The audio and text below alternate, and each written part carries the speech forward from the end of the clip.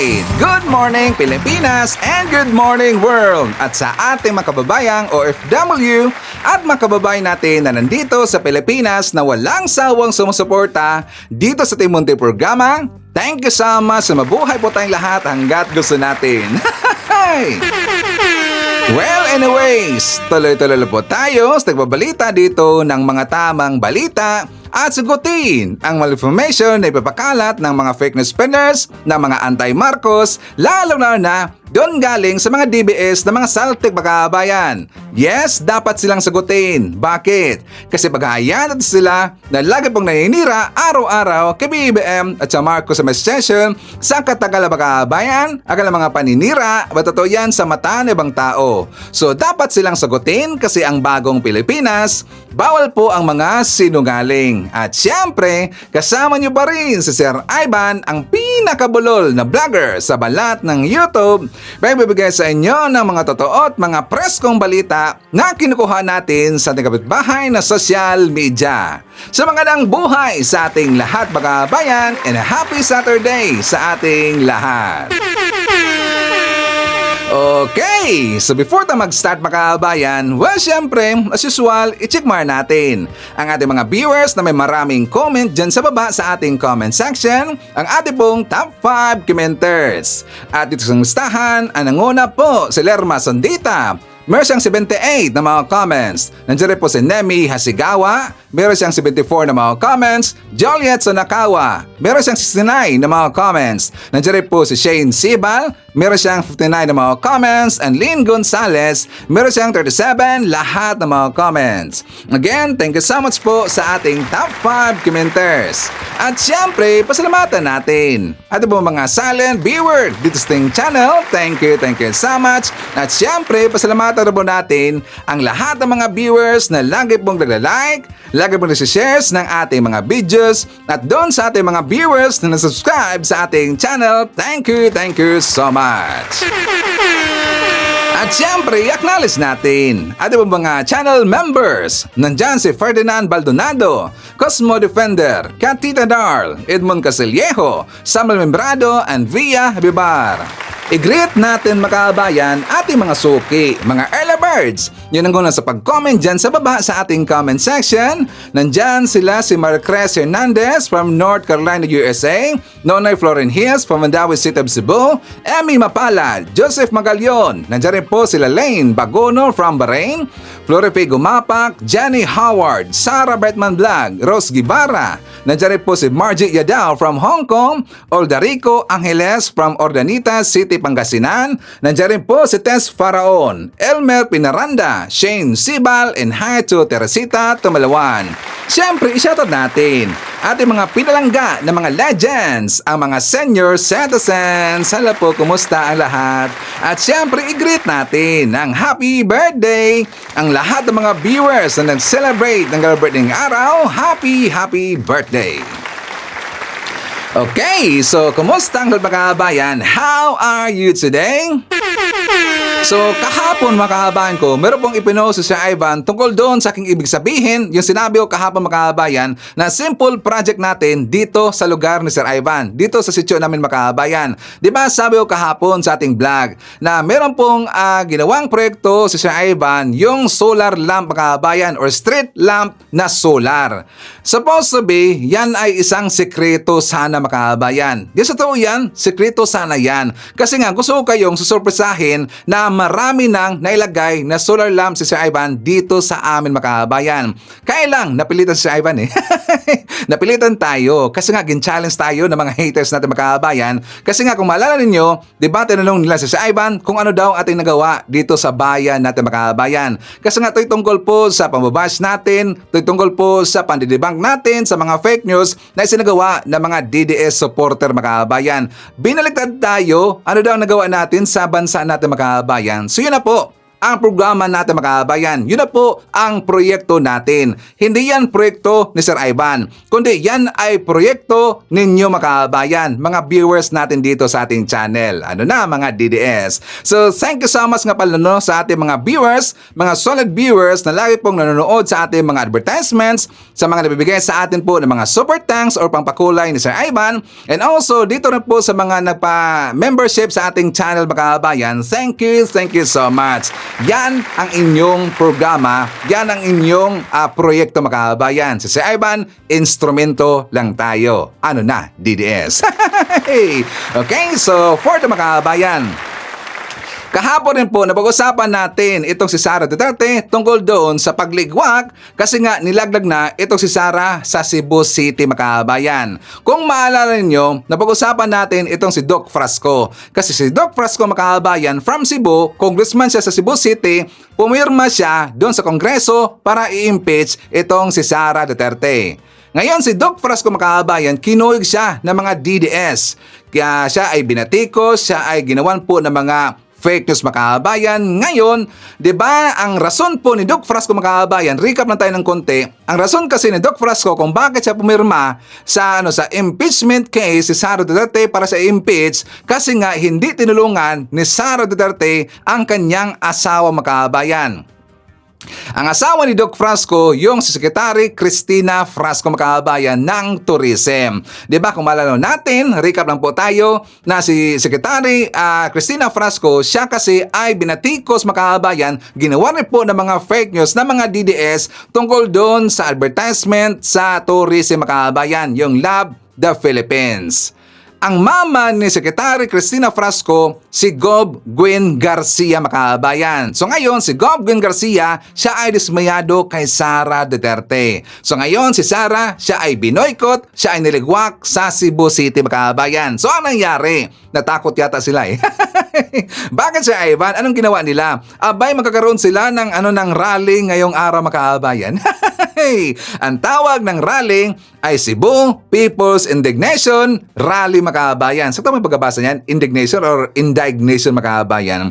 Ito daw, ang rally na ito ay against impeachment, corruption, and oppression mga kababayan. So ngayong araw, Saturday, February 22. Ang post niyan, itong si E.B. Jugalbot mga kababayan. And actually kahapon, nakita ko rin po na sila ay nag-press con. Nasa Cebu City sila mga kababayan. Takot na takot eh. Natakot sila sa balita ni si Ivan mga kababayan.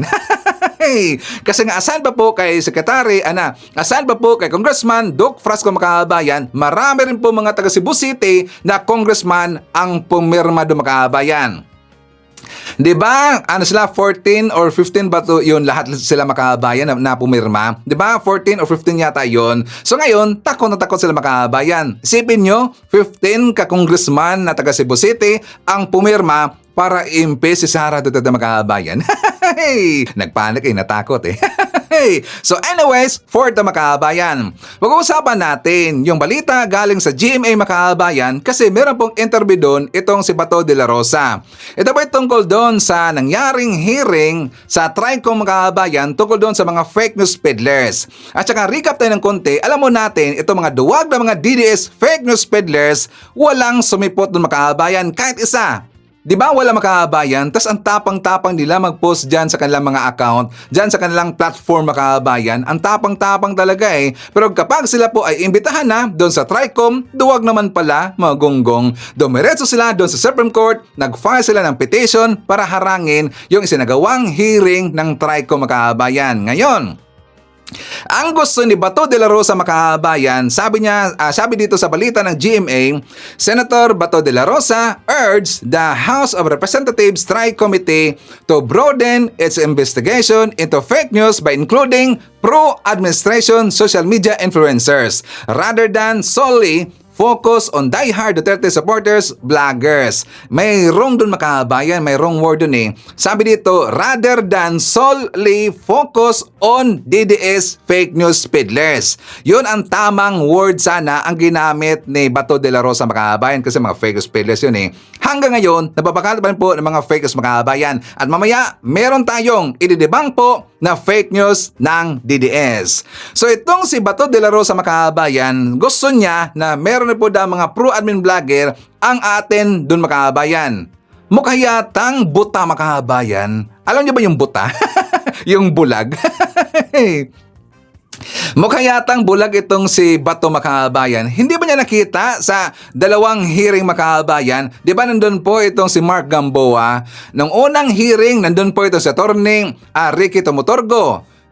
Yung latest po na hearing, merong na-add doon makabayan, ito pong si Atty. Claire Contreras. 'Di ba? Nandun po si Atty. Claire makabayan. Sila po ay mga pro-admin vlogger ho yan. 'Di ba? Ang gusto siguro niya makabayan, yung mga noted na mga solid supporter po ni PBBM. Siguro yun ang gusto niya. Pero alam niyo bang kabayan, naghihintay lang po.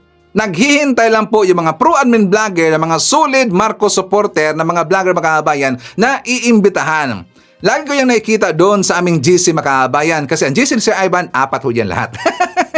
Lahat ng mga GC doon, sila talaga po ay napaka-eager, gustong-gusto sila na aaten doon sa hearing makabayan. Pero wala silang invitation. Alangan naman sila na sila ay pupunta doon na hindi sila imbitado makabayan. Hindi po katulad kay Marcoleta ang mga pro-admin vlogger makabayan. Di ba si Marcoleta, kahit hindi siya inimbitahan makabayan, talagang nagpunta doon, talagang napakakapal ng face para lang mapaipal, para lang dito na titirahin niya yung mga tumitira sa kanya makabayan. Di ba? Katulad po sa nangyari doon kay Atty. Ricky Tumutorgo, katulad po doon sa nangyari kay Commodore J. Tariela makabayan. Pero hindi siya umubra dito kay J. Tariela makabayan. Hindi umubra si Marcoleta. Napahiya siya doon. So yan po ang gusto makabayan. Ngayon, dito po sa side ng mga DDS ng mga fake news peddlers, isa lang po ang nakita ko makabayan ang nag-confirm dito na aaten sa next na hearing. Sino Sir Ivan? 'Di ba sa dinami-dami noon makabayan na inibitahan 41 yata 'yun lahat if not mistaken or 40 po ng mga DDS. Sa 40 ka DDS na inibitahan makabayan, isa lang po ngayon ang nag-confirm. Sino Sir Ivan? Si Dr. Richard Mata makabayan. So nakita ko to, that is 2 days ago yata yon if not mistaken. 2 days ago makabayan, nag-post siya doon. Ito po ay kanyang tinag. Itong post po ng House makabayan, sabi dito, Kongreso naglabas ng sabina laban sa 11 social media influencers na hindi dumalo sa TRICOM. Ngayon, natakot na itong si Richard Mata makabayan. So sabi niya dito, but nevertheless, I have nothing to hide. I wish to be of help regarding fake news. Issues based on my experience. Yes, by God's grace, I'll be there in the next hearing physically. So take note makabayan, sabi na yan mismo ni Dr. Richard Mata na atin siya sa next na hearing makabayan. Iba kasi on the next hearing, wala pa rin po siya makabayan. So baka sila ay magjo-joke lang eh. So i-take note natin yan. So anyways, forward tayo. Kahapon, meron pong good news makabayan. Anong klaseng good news Sir Ivan? Kasi nga ang SMNI na mga platforms makabayan, ang kanilang YouTube accounts makabayan, abay, tinik down na po, terminated makabayan. Yan po ay good news. Kasi nga sila ay mga fake news peddlers makabayan. Little later po si Sir Ivan. Actually, the other day makabayan, which is supposed to be ito ibabalitan si Ivan. Kailang mapatungan ng ibang balita makabayan. So ngayon na lang po. It's better late than never. And I'm very sure that some of you, or baka kayong lahat makabayan, alam niyo na po yung nangyari dito sa mga account sa YouTube ng SMNI or affiliated ni Kibuloy makabayan. So nag-post itong taga SMNI, this is 2 days ago makabayan. Sabi dito sa post ng SMNI, to our dear followers, please be advised that this morning, February 20, 2025, YouTube disabled the accounts of SMNI's channel handlers, resulting in loss of access. As of today, there are 21, ang dami makabayan. As of today, there are 21 SMNI affiliated pages and channels that have been terminated across various social media platforms under the Marcos administration. Di ba klarong-klaro makabayan kung sino dito ang kanilang pinagdudahan, kung sino dito ang kanilang inakusahan ang nagpa-take down sa kanilang mga platform makabayan. Kasi nga nilagay kaagad dito, platforms under the Marcos administration, gunggong talaga eh. So ngayon, ito po ang post nila. Sabi dito na social media platform nila na na-terminated makabayan sa Facebook, 4 daw. Sa YouTube, 13 makabayan. Ang dami, 13. Sa TikTok, 4. Bakit naman ang dami nilang account sa YouTube makabayan? Parang galawan talaga ng mga trolls makabayan. Kasi ang mga trolls, isa yung amo, isa yung main, maraming rented accounts makabayan. 'Di ba? Or mga fake accounts. Ang tawag kasi niyan kapag fake accounts or rented accounts makabayan, ang term na ginagamit niyan. Tingnan nyo ang YouTube nila ng isiminay, 13 lahat makabayan. Ang dami talaga eh. Yan ay galawan ng mga trolls. So dito, kung 13 man ang kanilang account, kasi alam nyo makabayan, di ba ang ABS-CBN, meron silang, if I'm not mistaken, 2 yata ang kanilang account makabayan. Ang sa GMA, meron pong tatlo ba yun or 2? Dito sa UNTV, isa lang makabayan. At saka sa Net25, isa lang po ang Net25. Pero ang isimina makabayan, tingnan nyo 13 lahat. Galawan talaga ng mga trolls yan eh. So there's something wrong talaga makabayan. So ang kailang gusto dito na ipapakita, gusto kasi nila na mag-amplify kaagad ang kailang mga informations. Kung merong ilalabas po na isang fake news tong tao na to, marami kaagad ang mag-amplify makabayan. Kaya nga lagi pong namamayagbag ang mga fake news kasi marami silang mga accounts makabayan. YouTube ng isiminay, 13 lahat, ang dami talaga eh. So bakit naman nila aakusahan ang Marcos admin makabayan? Na daw ang Marcos admin, si PBBM, ang nagpe-take down ng kanilang accounts makabayan. Bakit si PBBM ba ang may-ari ng YouTube? Ang Marcos admin ba ang may-ari ng Google makabayan? Gunggong talaga eh, hindi gumagamit ng kukuti makabayan. Ang dapat sisihin nila, itong si Kibuloy. Bakit naman nila sisihin yung gobyerno makabayan? Si Kibuloy nito ang merong ginawang kabulastugan. Ang dapat nilang babatikusin dito yung US. Kasi nga, yung YouTube makabayan, siyempre nasa US o yan. Sa US, meron pong kaso itong si Kibuloy. Sa US, itong si Kibuloy ay wanted makabayan. At kapag maglalabas po ng order, ang Supreme Court, ang korte doon sa US makabayan or ang kanilang otoridad na meron silang order doon sa Google or sa YouTube na ipapaterminate lahat ng mga platforms affiliated kay Kibuloy, walang magawa ang YouTube makabayan kasi nga under sila sa US. So yan po ang ginawa ng taga Google or ng taga YouTube. Sumunod lang sila sa order ng US makabayan. Diba? Gunggong talaga eh. Under sa Marcos admin. So anyways, for the makabayan, pag-uusapan natin yung nangyaring rally kagabi doon sa Negros Occidental. Nandun kagabi po sa Negros Makabayan yung alyansa para sa bagong Pilipinas, yung Slate PBBM. Nandun sila sa venue na Victoria City Coliseum, na kung saan pinuno makabayan. Jump pack talaga yung Coliseum doon sa Victorias. Ang ganda talaga tingnan kagabi eh. Diba yung capacity po ng Victoria City makabayan na Coliseum, if I'm not mistaken, 14,000 yata yung sinabi po ng taga Dumaguete. Ngayon, according rin po sa taga Dumaguete makabayan, yung nakapunta doon o maten po sa rally, sabi niya estimated number daw na pumunta doon sa pumunta doon sa rally is about 18,000 makabayan.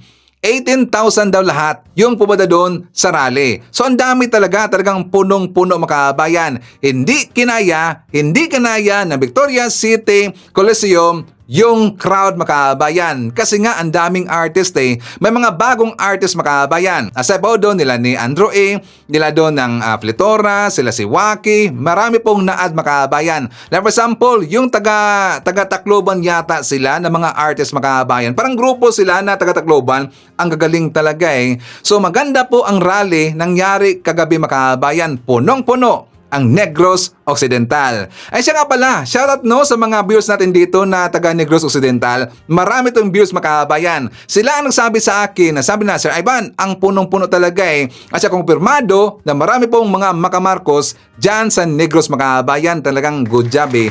Ang ganda ng rally kagabi. So anyways, before tayo bumalik doon sa mga mainit na mga issue, siyempre good news para tayo. Para malaman ng mga DDS ang mga lakad ni BBM at saka ano rin po yung mga inisyatibong ginagawa ng ating gobyerno makabayan. For more details, let's watch this. Tiniyak ni Pangulong Ferdinand R. Marcos Jr. na nakaalalay ang national government sa mga lokal na pamahalaan na apektado ng Bulkang Kanlaon. Sa situation briefing sa La Carlota City, Negros Occidental, ibinahagi ng DOST ang iba't ibang senaryo o mga aktibidad na maaring mangyari sa Kanlaon. Iniulat naman ni Negros Occidental Governor Bong Lacson na 4 na munisipalidad at 3 lungsod ang apektado at mahigit 1,700 pamilya o mahigit 5,000 residente ang nananatili pa rin sa evacuation centers. Sabi naman ni Office of Civil Defense Administrator Ariel Nepomuceno na sakaling itaas ang Alert Level 4 sa bulkan, karagdagang 70,000 individual ang kakailanganing ilikas. Kaugnay dito, pinakikilos ng Pangulo ang Task Force Kanlaon para mailayo sa panganib ang mga residente. Naghahanap din ng karagdagang pondo si President Marcos para sa ipapadalang relief goods at mga kagamitan at sa pagpapatayo ng mga pasilidad sa evacuation centers. Samantala, pinangunahan din ng Pangulo ang pamahagi ng 5,000 pesos na financial assistance at family food pack sa mahigit 1,000 na salanta ng Kanlaon sa La Carlota City. Pinangunahan ni Pangulong Ferdinand R. Marcos Jr. ang paglulunsad ng Bagong Pilipinas para sa 4-piece job fair sa Dumaguete City. 3,000 trabaho ang inialok sa programa na inilunsad ng Department of Labor and Employment, katuwang ang 15 kumpanya. Layon po nitong makapagbigay ng oportunidad para sa mga nagtapos na mga benepisyaryo ng Pantawid Pamilyang Pilipino Program na mahagi rin ng Department of Social Welfare and Development ng tig 3,000 pisong pinansyal na tulong mula sa Assistance to Individuals in Crisis Situation o AICS program. Tampok din ang kadiwa ng Pangulo na nag-aalok ng murang pagkain gaya ng 29 pesos per kilo na bigas. Libo-libong trabaho ang inihatid ni Pangulong Ferdinand R. Marcos Jr. sa kanyang pagbisita sa Dumaguete City, Negros Oriental. 3,000 trabaho ang alok sa Bagong Pilipinas para sa 4-piece job fair. Handog ito ng Department of Labor and Employment at 15 kumpanya nakalahok sa job fair. Layo nito makapagbigay ng oportunidad para sa mga nagtapos na mga benepisyaryo ng Pantawid Pamilyang Pilipino Program o 4-piece. Kailangan pa rin na magkaroon ng trabaho. Kailangan pa rin na kahit na para mas magandahin pa ang kanilang kabuhayan, ay kailangan po makahanap ng magandang trabaho. Ito po ay pinagmamatching po natin, pinagmamatch po natin lahat ng mga aplikante doon sa mga trabaho na bagay sa kanila, na bagay sa kanilang kakayahan. Namahagi rin ang Department of Social Welfare and Development ng tigka 3,000 pisong pinansyal na tulong mula sa Assistance to Individuals in Crisis Situation o AICS upang matulungan ang mga Pilipino na haharap sa iba't ibang krisis, sakuna o kalamidad. Maliwanag naman na yung iba sa ating mga kababayan ay hanggang ngayon ay nangangailangan pa rin ng tulong. Kaya po kami nandito upang ipagpatuloy ang ibinibigay ng DSWD. Tampok din sa programa ang kadiwa ng Pangulo na nag-aalok ng murang pagkain sa mga mamimili gaya ng Bigas 29. Lahat ng mga bilihin ay makikita po ninyo ay mas mura kaysa sa presyuhan pagka tayo'y lumabas dito. Kaya isa pang bagay yun upang yung mga ibang naghihirap para buuhin ang ipapakain nila para sa kanilang mga pamilya ay kailangan ay mabigyan ng tulong. Sabi ni Pangulong Marcos Jr., ginawang one-stop shop o pinag-isa ang mga programa ng pamahalaan sa isang lugar para hindi na mahirapan sa pagpunta kung saan-saan at maibsan ang pasanin ng ating mga kababayan. Nagsani puwersa ang Philippine Coast Guard, Philippine Information Agency at National Youth Commission para palawakin pa ang kaalaman ng kabataan sa issue ng West Philippine Sea. Ang mga kabataan ang pag-asa ng bayan, kaya naman layo ng bagong kasunduan na pinirmahan ng Philippine Coast Guard, Philippine Information Agency at National Youth Commission na mas palawakin ang kamalayan ng mga kabataan tungkol sa mga issue ng West Philippine Sea. Mula sa nasabing kasunduan o Memorandum of Understanding na pinirmahan ni na PCG Commandant Admiral Ronnie Gavan, PIA Director General Catherine De Castro at NYC Chairperson Joseph Ortega ay maglulunsad ng mga hakbangin upang magpalabas ng tamang kaalaman at maprotektahan ang kabataan laban sa maling impormasyon. Pakay natin na hindi po basta-basta madadala ang ating mga kabataan tungkol po sa mga naglalabasang maling impormasyon pagdating po sa West Philippine Sea. As the government's communications arm, PIA is committed to informing, engaging, and uniting Filipinos. Para naman kay NYC Chairperson Joseph Ortega, mahalaga ang kasunduan na ito. Sa communities. Kasi po, ang problema na yun, pag kinausap niyo po ang mga tao sa Eastern communities, hindi po nila maintindihan yung problema na nangyari sa West Philippines. Ako po taga-Nagchan po ako. I'm from the West Philippines. I trained with the Coast Guard. I did local service with them.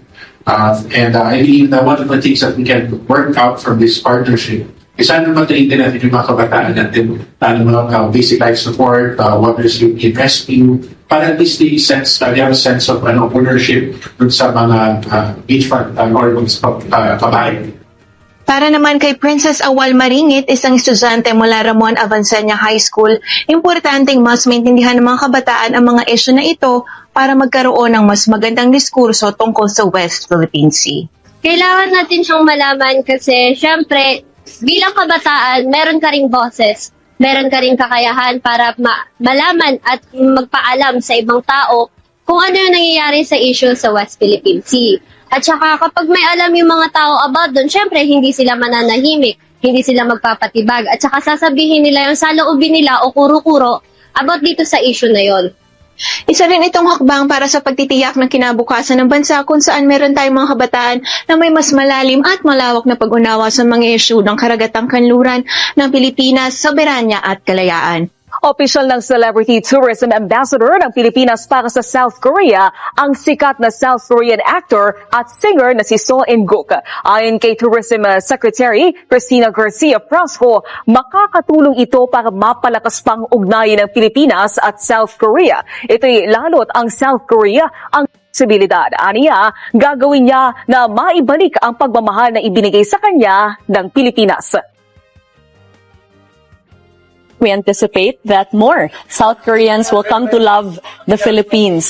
We will ensure that this partnership will allow us to invite our friends from South Korea to come to the country to focus as well on specific products for tourism. 아까도 말씀드렸다시피 굉장히 저한테는 너무나도 큰 자리이고요. 그리고 이렇게 기대를 많이 해주시고 사랑을 해주신 만큼 저의 활동으로 필리핀 모든 분들에게 만족할 수 있는 활동으로 보답을 꼭 해드리고 싶습니다. Bukas na ang National ID Registration of Philippine Statistics Authority para sa mga Pilipinong edad 1 taong gulang pababa.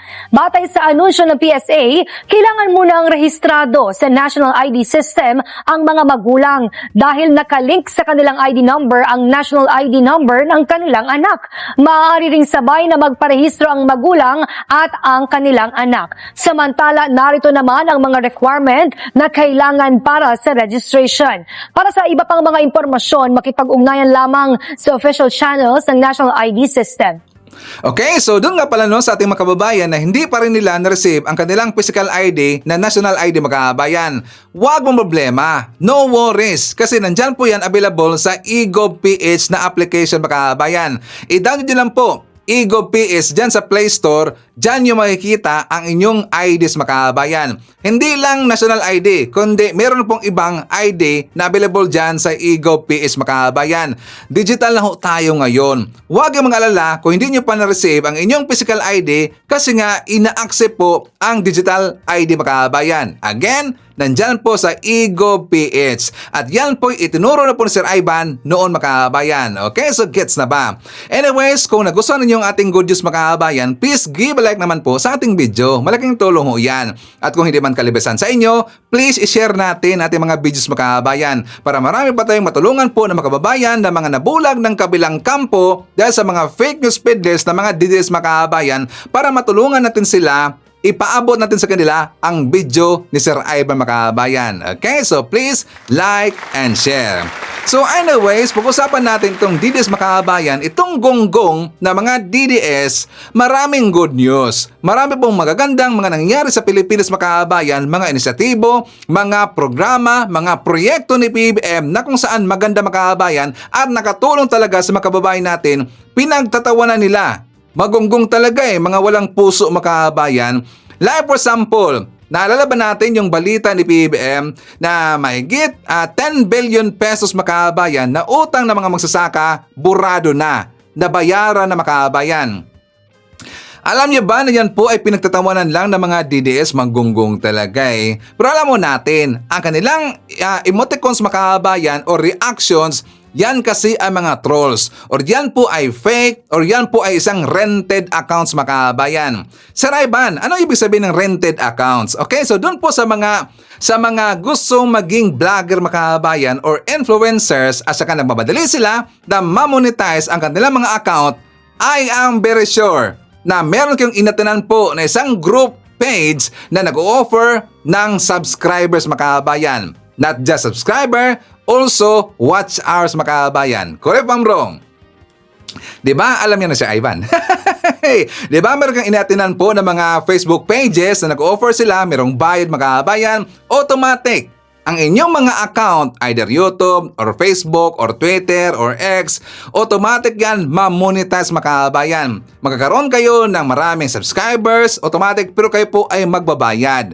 Magkakaroon kayo dito ng 1,000 na hours na yan po ay requirements po ng YouTube makabayan, mabibigay nila yan. Magbabayad ka lang makabayan. Yan rin po ang ginawa ng mga DDS. Diba sabi ko, meron silang hinire na mga tao na marunong sa ganyan makabayan. Meron kasi yung ginagamit po na software. Auto reaction makabayan. Diba napapansin ba natin sa mga post po dito sa ating gobyerno, either yan po ay isang hearing, yan po ay post galing kay PBBM. Diba marami po mga laughing emoticons makabayan or laughing emotions. Kasi yan po ay trolls. Yan rin po ay isang rented accounts makabayan. Yan po isang peaking account.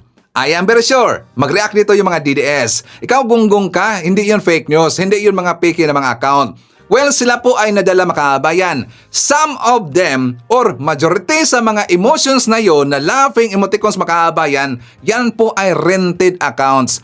Masasabi kasi yan ng mga DDS na totoo yan kasi nga sila po ay nag-react makabayan. Nadamay sila doon.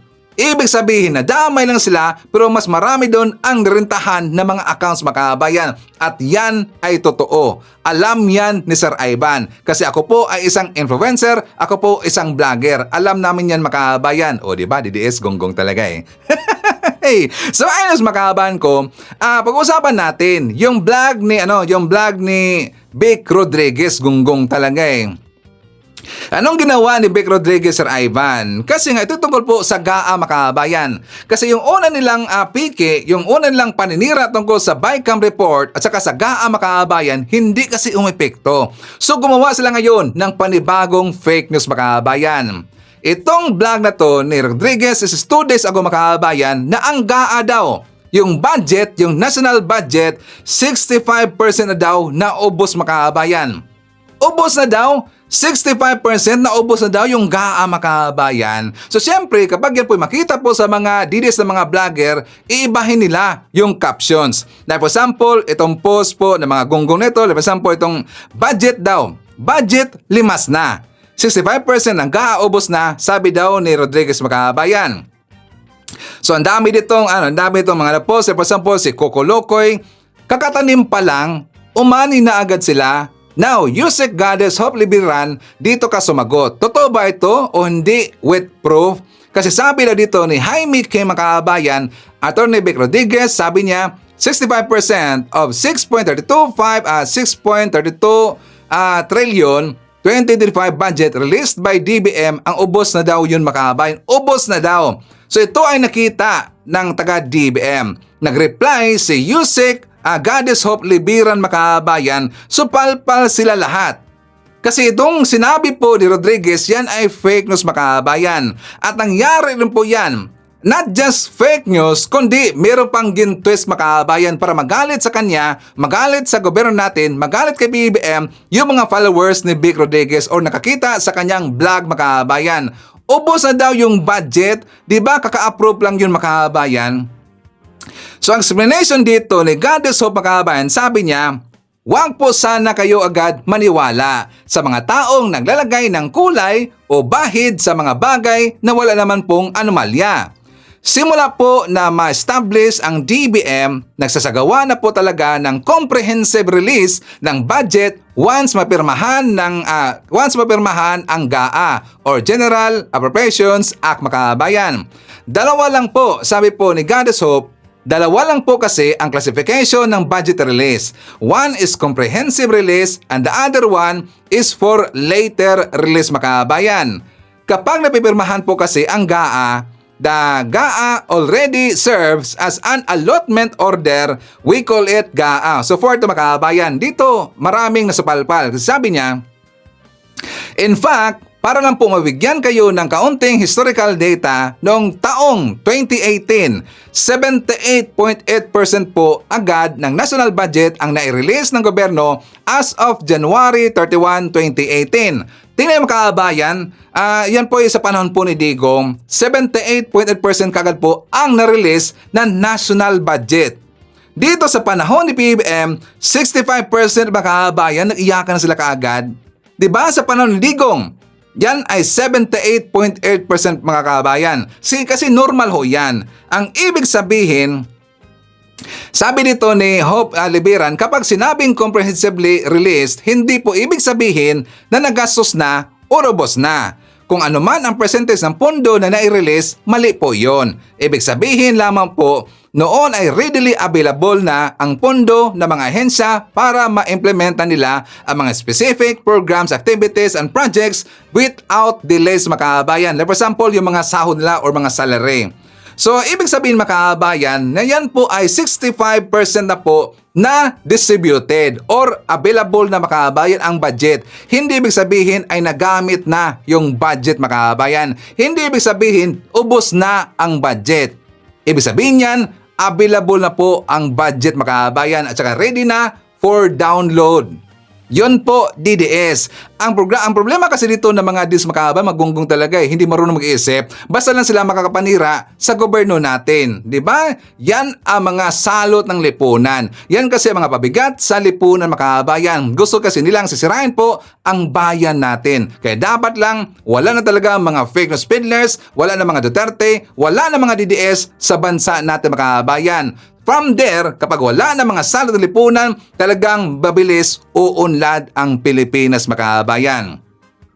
Sakto naman talaga ang mga pabigat sa Pilipinas, ang mga DDS, mga kabayan, ito mga fake news peddlers. I-shout out natin, nandyan po si Gladys Lanuza, Michael Vinas, Lorna, nandyan rin po si Emma Co, Juvenel Espiritu from Los Angeles, hi to Victoria Borromeo, Rocky John Cortez, hi to Regina Oxon, nandyan rin po si Lynn Gonzalez, Nora Anteg, hi to Melanie Enriquez, nandyan rin po si Polonio Nocido, Belina Salvador, Mad Music Entertainment, and hi to Frank Gaspar. Mga kababayan ko, ipapakita ko sa inyo ang vlog ni Mike Abby. For more details, let's watch this. Grabe po itong si Senador Amy Marcos. Kaya sinasabi kong grabe. Kasi until now, inuulit-ulit pa niya na ayaw niya ng impeachment. Paano po yung sinasabi ng saligang batas na ang Senado ang siyang mayroong responsibilidad sa impeachment process. Tapos na ho kasi sa Kongreso yung article of impeachment nasa Senado na. Bakit itong dapat ay Senador Judge ay umuupo sila, dapat magkaroon ng impeachment court at trial? Bakit lagi sinasabi hindi daw siya sang-ayon sa impeachment? So ibig sabihin, Senador Amy, tanong lang ito, ayaw mong sundin ang saligang batas? Ayaw mong sumunod sa saligang batas? Dahil ba kaibigan mo ang mga Duterte? Dahil ba kahit nung araw sinasabi mo kahit ka mag-isa ay ipagtatanggol mo ang mga Duterte? So hindi ka senador ng Republika ng Pilipinas.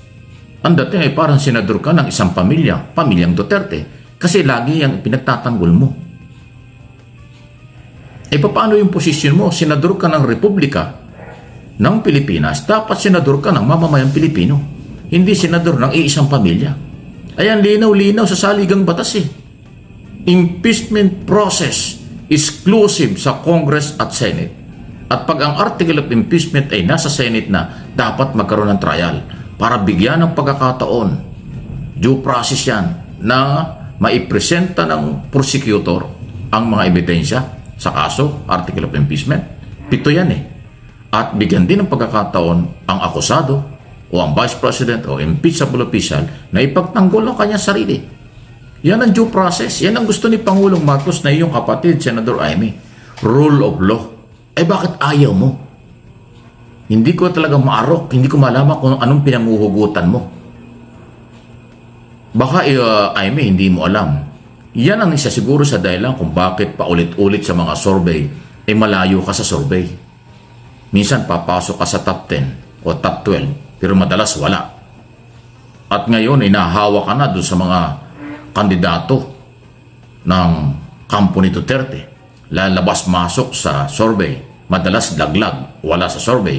Iisa lang ang nakakapasok sa kanila. Karamihan laglag. Kasi nga, identify kayo na senador ng pamilyang Duterte at hindi senador ng Pilipinas sa aking opinion at interpretation. Pero kung nakikita ng taong bayan dahil ikaw ay kapatid ng Pangulo, kung nakikita ng taong bayan na ikaw ay sumusunod sa rule of law, o ikaw ay sumasang-ayon sa sinasabi ng saligang batas, baka makakuha ka ng suporta. Ngayong papalapit ang eleksyon dahil kayo kumakampanya na. Pero kung mananatili kang sasalungat sa rule of law ng Pangulong Marcos, sasalungat sa iyong obligasyon bilang Senator Judge sa impeachment trial, impeachment court, paano ka maintindihan ng botanteng Pilipino dito at sa abroad? Walang personalan, issue lang, Senador. Ang aking mga channel ay nakatutok at sumusuporta sa administrasyong ito dahil sumusunod sa batas. Ang hindi susunod sa batas, hindi natin kakampihan yan. Ang sumusuway at nililinlang ang mga Pilipino dahil sa ayaw trabahuhin o gawin ang trabaho, hindi natin kakampihan yan. At Senador Amy, pasintabi na kung mananatili ka na ang tingin mo ang Duterte ang tama, ang Duterte ay huwag usigin, ang Duterte ay huwag isalang sa impeachment, ay maling-mali yan. Gigisingin ko at papaliwanag ko sa lahat ng mga followers, subscriber ko at mga viewers nationwide, worldwide, na ang batas ang dapat mangibabaw. No one is above the law. Hindi pwedeng kampihan, hindi pwedeng utang na loob, hindi pwedeng may kinatatakutan. Kasi kung kayo'y nasa gobyerno, dapat susunod sa batas. Paano susunod at hikayatan nyo ang taong bayang sumunod sa batas kung kayo mismo na dapat nagpapatupad ng batas ay parang umiiwas? Sa aking opinion, parang umiiwas kayo. Kasi sa halip na mag-meeting ang mga senador para pag-usapan ang pagbuo ng impeachment court, may kanya-kanya kayong mga interview at sinasabi nyong ayaw nyo. Kasama pa naman ikaw, Amy, Senator Amy, sa administration candidate dahil isinama ka. Madalas sa speeches ni Pangulong Marcos na iyong kapatid ay may pitik, may patama, may pasaring laban sa Duterte. Pinapatulan na dahan-dahan ni Pangulong Marcos na iyong kapatid ang mga pamimersonal, pagbatikos ng mga Duterte sa iyong kapatid sa iyong administrasyon. Pero hindi mo maipagtanggol, sa halip Duterte ka pa rin. Ano yon? Paano ka susuportahan ng botanteng Pilipino? I tell you, hindi lang kay Senador Amy, lahat ng tumatakbong senador. Kung sa Duterte lang kayo aasa ng supporters, hindi kayo makakakuha ng enough number para kayo manalong senador. Hindi kayang i-produce ng kampo ng mga Duterte at Duterte team. Kahit pa yung mga vloggers, kahit pa anong gawin ng mga supporters niya, hindi kayo makakapag-produce ng 18 or 17 hanggang 15 million vote para makapaglagay ng maraming senador. Negative yan. Ang mga Marcos supporters, Marcos loyalists, silent majority ng mga botante sa buong mundo, yan ang kaya mag-produce ng milyon-milyong vote. Pabor sa mga sumusunod sa rule of law. Pabor sa mga susunod sa mga programa ni Pangulong Marcos. Pabor sa mga susunod sa gusto ng taong bayan, sumunod sa saligang batas at mga batas. Diretsahan lang po tayo sa aking opinyon at paniniwala tungkol dyan. Pero kung lagi kayong susuway, kukontra dahil meron kayong pinuproteksyonan, kukontra dahil meron pinagkakautangan ng loob, kukontra dahil sa paniwala nyong yan ang makakapag-deliver sa inyo ng panalo sa eleksyon, bahala kayo. Negative yan. Nagdudumila ang mga survey, SWS, Okta Research Group, at kung ano-ano pa dyan ng mga nagsusurvey. Hirap pumasok ang hindi susunod sa batas. Hirap pumasok kapag identify na pro Duterte. Hirap pumasok kapag ayaw ng taong bayan dahil hindi kayo sumasang-ayon sa ginagawa ng gobyerno. Higit sa lahat kung palagi kayong bumabatikos laban kay Pangulong Marcos sa personal na mga aspeto at iba pang bagay para siraan nating gobyerno. Ayaw yan ng mga butanting matitinong Pilipino sa buong mundo. Yan ang totoo. Kaya asahan na natin, malalaglag at malalaglag ang pangsarili ang agenda.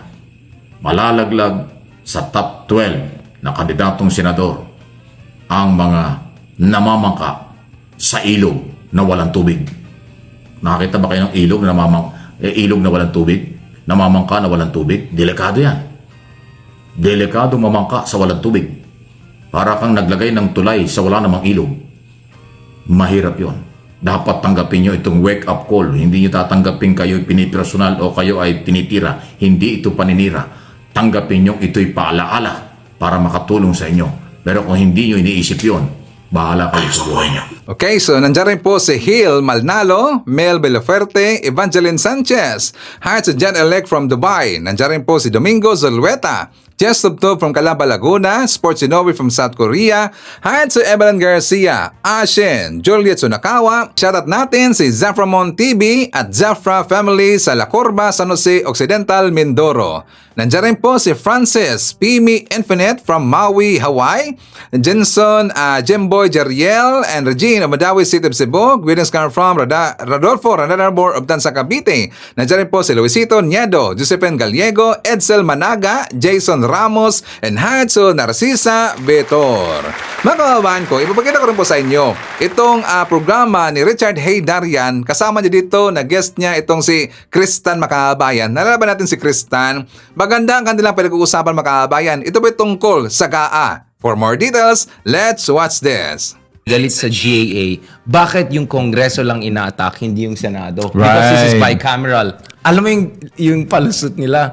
But in the Constitution, when you say Congress, the Congress is both the House of Representatives and like, parang malamang, I'm talking about the common usage of the term of Congress. Right. So they wanted to make palusot na naman na ganon. But exactly, have they, because we're going to the Senate now, di ba? Yes. Because, aminin natin, attack na attack sila sa Kongreso dahil, of course, the Speaker of the House has been taking on Sara Duterte. More than 2/3, more than 70%. Yep. This is the highest range of vote for any impeachment, not right? just that, remember, na 215 already signed and submitted na. And yet, May humahabol. naghabol pa yung iba up to 243 at the last count. And they had to tell people, tama na. So, here's a question. When that allegation happened na bayad daw itong mga kongresista, hey, you know what? That could be true. I don't know. But what I'm saying is this. Prove it.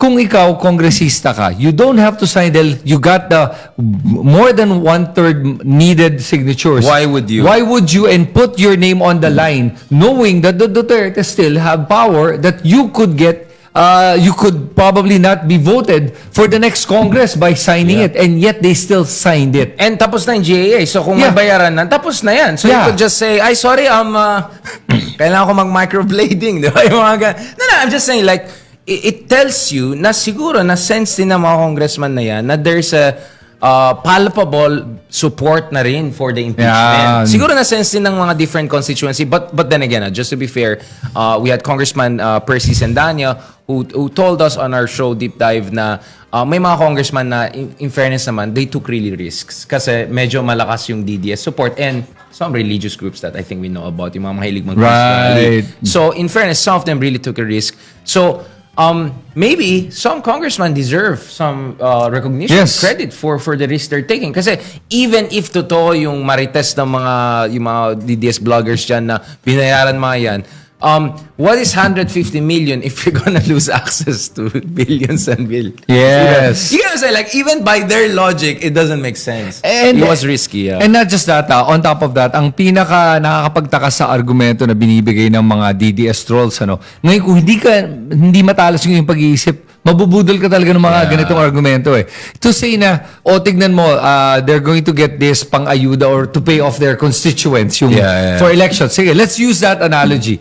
Wait, that same analogy applies to Sara. Because Sara does that as well. Everyone does that. So when you say that, the very person you support has also done that in worse ways than what you're talking about. We're not talking just hundreds of millions. Correct. We're talking billions in the DepEd. Maraming ginawa. At saka siya mismo, nag-aayuda system siya. So everyone is doing it eh. And unfortunately, with Sara, nakikita mo nga, it was shown that we don't know if really it even went to somebody or it went to somebody's pocket internally and not to the real beneficiary of that ayuda. So that ayuda system applies to everyone. Kaya ang hirap mambato So ng what they're ganyang saying is that- aligasyon. Kahit anong salami slicing mo, mahirap talaga i-justify yung side ng caught red-handed. Yes. Basically yun. Kaya lumalaki yung support for impeachment. I'm just trying to put things together here, right? Yes, Yeah, pero the thing is kaya nakakatawa pag narinig mo yung mga argumento ng mga DDS supporters kasi nga dito mo nakikita ang tataba ng utak nila. Right. I mean, I give them that Utak credit. lang eh.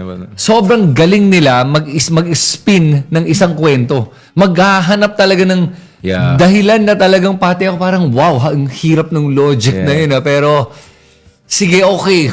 Sakit sa banks. Sakit, wala man lang akong banks. Parallel universe, medyo alternate. No, but they perfected that art. And I'll tell you on that. Actually, studies show that some of these people may have got training in Russia and even China. Oh yeah. So, and there's no one better than Russian troll. The Russian troll, maybe Macedonian troll, they're really good brothers. Because I've had co-lectures with people from EU, and we were comparing notes. And I used to be based in National Chengchi University in Taiwan. So nakausap ko yung Taiwanese leaders, President Tsai, among others, and they were telling me how sophisticated the troll operations are becoming, and that China is learning from Russia. And if the allegations are true that some of these trolls that we're talking about may have had exposure to, to Beijing or Moscow training, then actually you shouldn't be surprised, bro. Na medyo parang, sometimes even if it logically doesn't make sense, yung framing, yung cadence, yung timing, at saka yung the Goebbels principle, diba? Kung paulit-ulit mo isang kasinungalingan, it becomes a kind of a self-evident truth, unfortunately. Yeah. And what they're really good at is being able to create new narratives. Correct. So, I mean, honestly, I give it to the Dutertes for that. Na ang galing nila na meron tayong pinag-uusapan isang topic and then babato yan ng some random statement. Sara did it just recently. God save the Philippines. And then suddenly, that was trending on Twitter, di ba? Yung kaya nilang, ito pag-usapan natin. Tapos yung, grabe, kawawa ang Pilipinas, naghihirap tayo ngayon. Gas-gas na yun eh. The Philippines is not doing worse. Statistically, we're doing better. Yet, they keep saying, kawawa ang Pilipinas, tignan mo, ang dami naghihirap. By making that statement, they make it sound like it's true. Without having to provide any Pero data more to mga show. kaibigan natin yung ganyan line eh. I think more the line of the other side is, kawawang Pilipinas kung impeach natin si Sara, magkakagulo ang bansa, kawawa naman tayo, But actually, sila yung distraction. So actually, doon yung galing yung, I think the context of Senator Senator Bato, yung sinabi niya sapakin ko yung si Percy. Yeah. Kasi sabi ni Percy, God save the Philippines from the Duterte. Yes. Kumbaga, parang let me finish that statement. May term kami sa Ilocana, again, si Singpet Mini. Kunyari, pabait-bait si Sara, di ba? Hindi na siya kasama. Zoom call na naman. Sabi ko, wait lang, kung 248 ang nag-sign, ang dami niyang mumurahin. Siguro, nag-again si Singpet na lang siya, nagpakabait na lang siya. No, but going back to this, look at it. Then Bato got the headlines. Yep. So, magaling silang lahat mag-grab ng headlines eh. Yep. They're like media mileage monsters, media mileage masters. Alam mo, that's why ako, I don't react to everything I see online. Especially yung mga ganong, I find them trivial. I don't want to amplify their message. I like to stick to the issue. Kaya kahit nakakita ko ng mga ganyang mga statements, hindi ako magko-comment. Kasi pag nag-comment ka, you're amplifying their message. Then you're also getting diverted from the real topic or the real issue at hand. And not just that, then you just become another, yun na nga, mindless, parang aso nga eh, na kahit na ano nalang iba to mong stimulus, tatahol. Yeah. O dito, dito. Pavlovian dog. Yeah. Diba? Yun yung ina-avoid natin na magre-react ka na lang sa lahat ng ibabatong issue. Then you become exactly that. You're just a reactive voice rather than an actual thinking intellectual opinion. But that's where I slightly differ from you. Slightly in the sense that, of course, dapat hindi patulan ng mga kachipangan at mga kaiwanan. But the reality of our information ecosystem is that the algorithms and even mainstream media is clickbait. So, facing that reality, for me, the least I can do is papatulan ko yung topic and then I'll twist it in a certain direction. Right. For instance, Bato is gonna get the media mileage anyway. So Right. I'm just gonna turn it against him and joke about it. Kasi, unfortunately, ito na yung information ecosystem natin, bro. I mean, automatically clickbait na yan, you will see all major newspapers, channels already quoting it. And then, nag-respond din si Percy. And on my part, for instance, on this specific issue, solidarity rin, expression of solidarity. Yes. Sabi ko, di bugbugan na tayo, let's go na. Di ba? Parang gano'n. So I completely agree with you in principle, except this is not 2020, this is not 2010, this is 2025, whereby the information system is even more clickbaitish and all of that. But then again, from a mental health standpoint, I completely agree with you. Minsan, wala nang pakialam, just go on with your life. I get that. Yeah. But I want to add that I do not discourage people from countering mga False misinformation narratives, and false narratives. And they should be called out. So I encourage all netizens to call that out, to comment on that post, so that when people read that post, makikita nila that there are a lot of people that are disagreeing with whatever narrative they're trying to, propagate to the people. Yun yun. So, in that sense, I'm not saying don't react. I'm saying that in my case, I would prefer not to amplify it. But it's good that people do. Right. Yun na. So, I think You can spell it out. Thank you to Richard Hidarian for Yeah. So parang being a ikaw na yung hero. bahala doon. No? Sa'yo na yan. Ako, okay na ako. It's Diba? okay. You Thank can say God that. Richard did it para I don't have to deal Thank with you this very crap. much, Oh. Richard Hidarian, the greatest Buti. guy, the amazing guy. Ikaw buti nagbabardagulan ka ako. My God, lampas na ako. It's dyan. your mental health. No. That's why I have strictly Sabbath, diba? Like, I have one day of complete, like, no duty or whatever, and then my Fridays are kind of half Sabbath. So I have my own almost religious spiritual breaks. So, meron din akong side na ganon for some friends who know me better. Going back to this, brother, let's talk about the... by the way, nag-apologize si Bato. So, maybe nag-work yung pag-pressure namin sa kanya. So, You know what? Okay. In fairness. So I'll give it to Bato. At least naman nagkaroon Hey, siya. and give it to us for pressuring him sure. to make an apologize. Sure. Because I'm the greatest. Honestly, that surprised me because, Never nag-apologize mo. Never. So parang good for him na nag-apologize siya. So and Percy naman in his Defense, not defense, he wasn't really defense, but in Credit. in for him, at least kudos to him that parang okay na rin siya na sige na. Man, like this is such a Duterte brand, yung pag wala ka na masagot, insulto na lang, violence is so typical. And Toxic. even Duterte supporters are like that. They're very violent, tapos panay insulto. You've seen that, di ba? Yeah. Pag sila yung hindi nag-agree, panay. Pwede ba magbura dito? No, hindi. Hindi ako, sige, yun na. Yung PI, yung gago ka, ganun na lang palagi. Like, Sabi nga ni Basta, di ba? Pag siyang defense secretary, papatayin niya lahat ng mga Ilocanos. Parang, wait. alam mo, pero nakakatakot doon. Pero nakakatakot yan. He actually means it. They're very capable of that. And that's what I'm saying, na sana naman tayong mga Pilipino, huwag tayong masanay sa mga ganito at huwag natin papayagan itong ganitong ugali na pag hindi mo na kaya makipagdebate, manginsulto ka na lang o kaya violence. So, tara suntukan na lang, Google Pay na lang kita, papatayin kita, ganun na lang lagi. Hindi pwedeng ma-normalize yung ganyang usapan. Mga kababayan natin, we are better than this. Yeah. Okay? So please lang, wag na tayong pumayag na magpabudol sa mga ganitong klaseng mga tao. Right. Hindi tayo ganun. Ano ba tayo? We're not lower forms of, animals. We are the higher creatures that have a thinking capacity. Mag-isip-isip naman tayo. Gamitin natin to. Kaya nga andito yan eh. Kaya nga, that's my thing with demagogues in general. I mean, you can go back to works of Socrates and Plato. They appeal to the darkest instinct of humanity. They weaponize that, 'di ba? Yung sense of vengeance, grievance, yung kabastusan, yung toxic masculinity, all of that nonsense. Now, let's talk about Senate. What is your read of ano bang latest kay Jesus Cadero? Pare, did you know that photo that you posted with cheese with a Microblading. Yeah.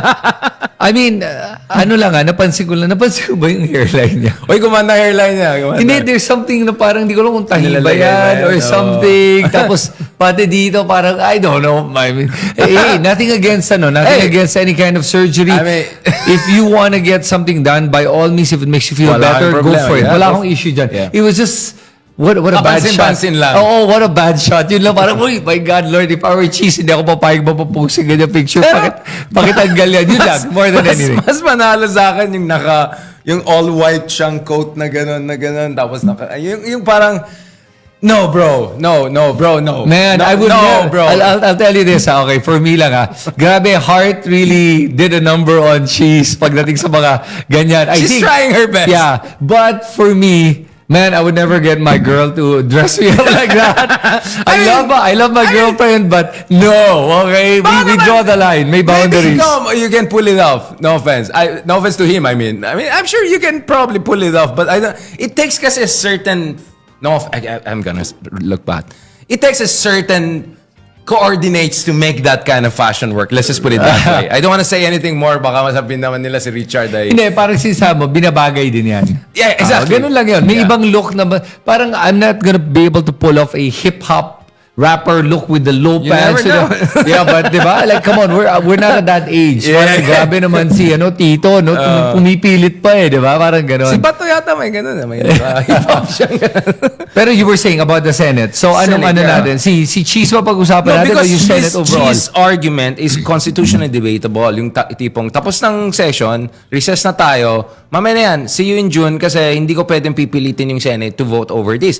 But the fact that you already had Aimee and Robin Hood Padilla and all of these people na pro Duterte, no offense, openly saying they're gonna fight tooth and nail against this, is that they were actually expecting na magkakaroon ng trial. So, it looks like, to me, that the Cheese just said, masyadong late naman siguro. Like, he just found an excuse dun sa timing to just say, ay, wala nang time. Let's just kick the can down the road. Yun ang sense ko Because sa aking palagay, some in the Senate, especially pro-Duterte senators, were prepared to fight it as early as now na. So, probably, so Cheese did them favor by not even giving them the stress of that. Okay, so here's the thing I want you to think about. Baka this is something that people can consider. The Senate now, as it is composed, with the way it's composed, would that be something favorable to convict Sara? Or Not is convict, that, pero trial lang. Just to look at the facts of the case. Kasi magpapadala ng prosecutor, sila Luis Yes, will go there. So, hindi makakalusot yung mga palusot in a sense that you have a few solid senators, let's say Riza Ontiveros, and then you have more than solid congresswoman like Luis Tremong, others.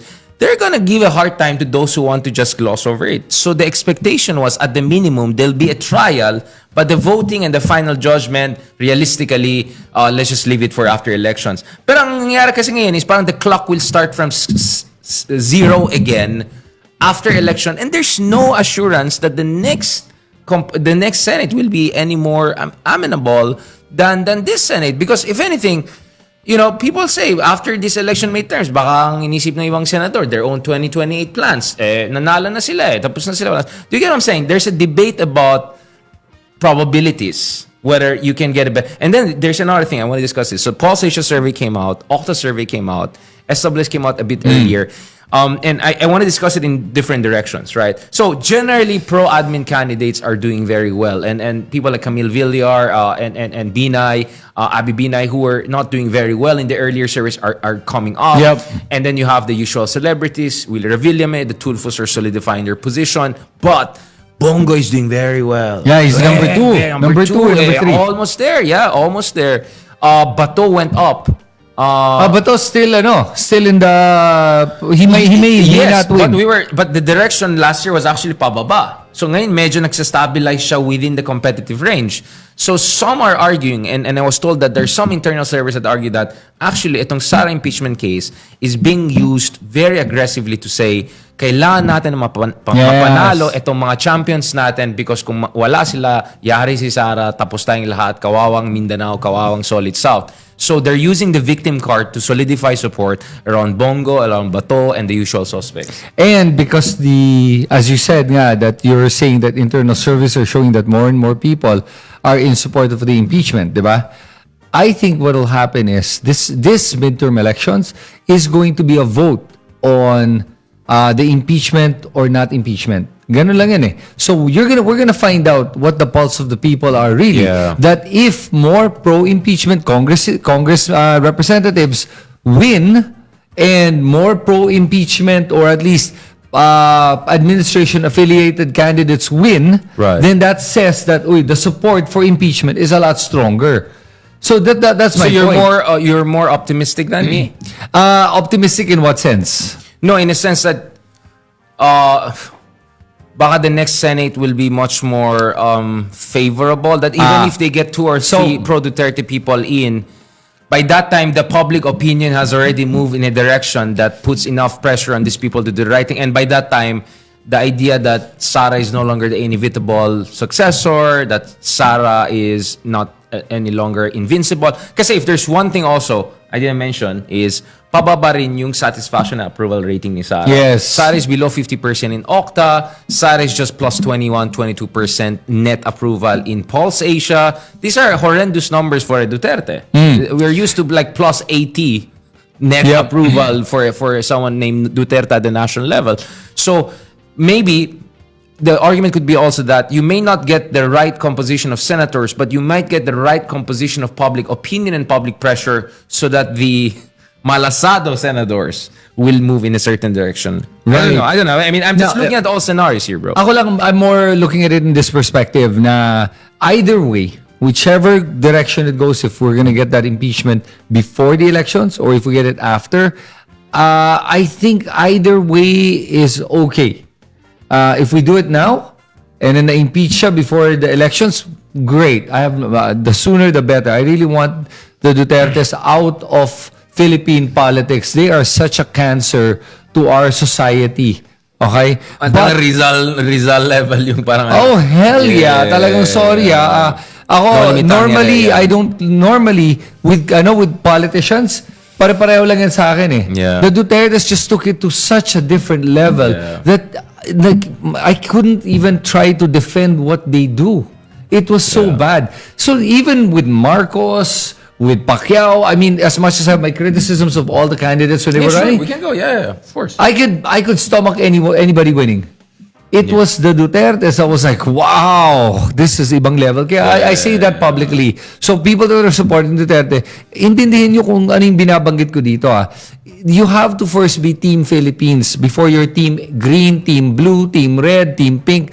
Team Pilipinas muna tayo. Yun lang yun. And if you're looking at it from Team Pilipinas, the Dutertes were the worst for the Philippines. No matter how you flip it up and look it up. West Philippine Sea, On- EJ case, on every issue. COVID-19 management, At kahit- Farmali, Kahit sabihin mo confidential na, fund. kasi palagi na Sorry, I just have to roll it course. out para wala na silang masabi. Hindi, pero palaging binabanggit kasi is, pero look at the infrastructure they did. Alam mo, infrastructure Wala rin masyado, doesn't actually. say much. Because every government will have an infrastructure project. And the reason they have that is so they can spend money. It's money they don't have. Remember that, palaging pinag-uusapan natin Flood yung control. budget. Yeah, di ba? Maraming Ang ganun daming flood control hindi ko yan.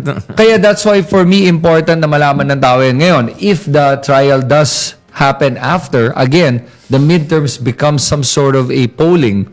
to Yeah, find referendum. Oh, referendum of where the people are. And by then, pag nalaman ng mga senador na nanalo, we won because of this issue, then we'll find out how far it's gonna take us. And that could really seal the fate. Not just that, remember, Sara Duterte is also facing mga criminal cases. Yes. With the NBI, DOJ, maybe the ombudsman, if the ombudsman acts on it. Pero maraming kaso, administrative and legal and criminal. So, that could happen between now and July. So, even if the Senate postpones, because Cheese is just, I don't know where his mind's at, hey. Where his eyebrows? Yeah, yun lang. And by the way, I'll have to add, remember that Cheese is very close to the Marcoses.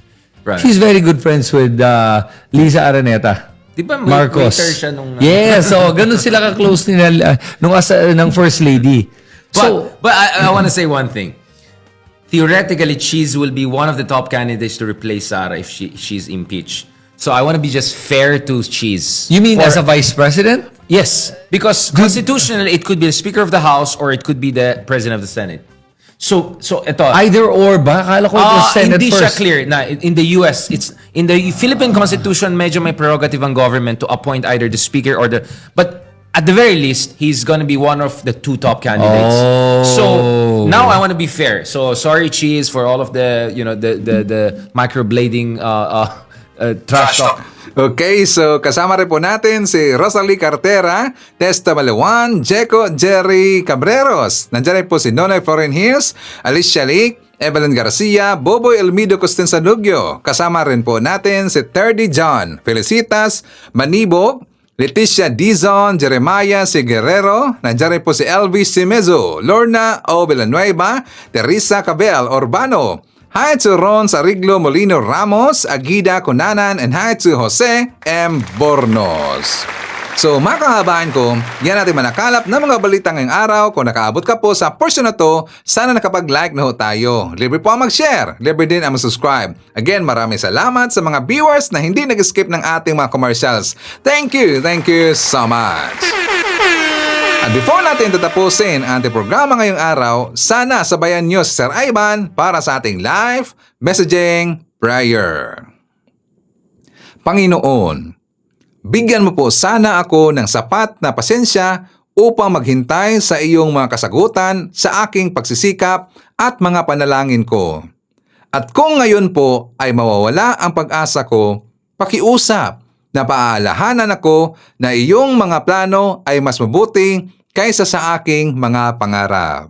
Idinalangin ko ito sa pangalan ng ating Panginoong Jesucristo. Amen. So maraming salamat mga kababayan, and I hope to see you again on my next video.